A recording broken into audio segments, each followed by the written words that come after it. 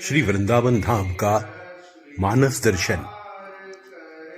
हर सुबह वृंदावन का नजारा, चिड़ियों का चहकना, मंदिरों की घंटी की आवाज, सत्पुरुषों का सत्संग, जैसे भक्ति रस घुल रहा हो, हर आत्मा उसमें मगन हो।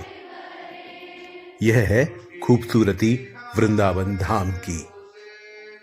यमुना जी का कल कल करता पानी, फल से लदे हुए वृक्ष, फूलों के झुंड, भंवरों की गुंजन, हरि नाम का संकीर्तन तथा रास लीलाओं के गान हर आत्मा को श्री राधा और कृष्ण से जोड़ देता है।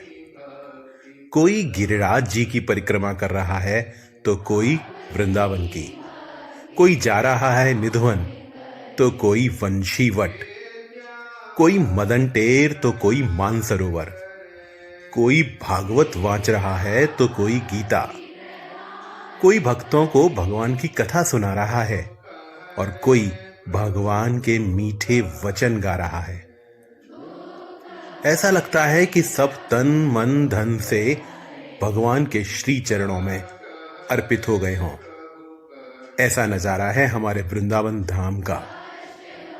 कोई सुबह सुबह मंदिर की सीढ़ियां धो रहा है तो कोई प्रसाद बांट रहा है, कोई कीर्तन कर रहा है तो कोई दर्शन खुलने की प्रतीक्षा में है, कोई दर्शन करके उसमें मगन हो रहा है तो कोई बस पद्यावली लिखने में व्यस्त हो रहा है। कहीं मंदिर में फूलों का श्रृंगार बन रहा है तो कहीं बन रहा है भोग। समय कब समाप्त हो जाता है ये किसी को पता ही नहीं चलता।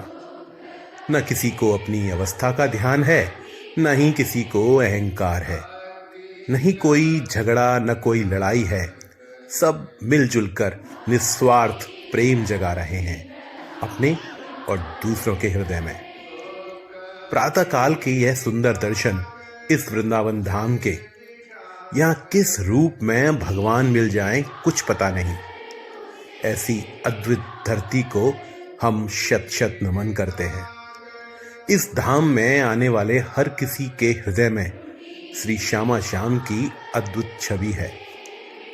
घुंघराले केश कमल नयन, श्याम वर्ण मोहिनी चितवन, मीठी मुस्कान, गले में वैजंती माला, जिनके शीश पर विराजे मोर मुकुट, तन पर लहराए पीत पीतांबर, चरणों में नूपुर, हाथों में बांसुरी, और वह नटखट श्याम जिसे हर गोप गोपी प्रेम से कहना बुलाए, वह सबका चित्त चुरा ही लेते हैं।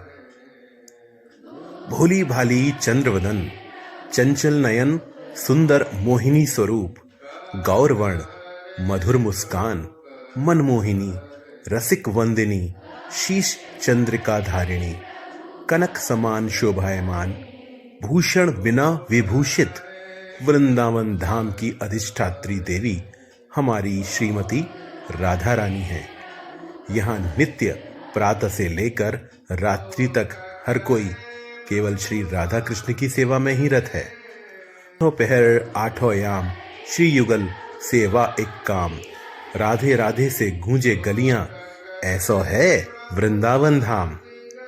और भक्तों, समुद्र शास्त्र में भी कहा गया है कि जो कोई भी हजारों जन्मों तक तपस्या करता है तब जाकर उसे वृंदावन में पग रखने का अवसर मिलता है।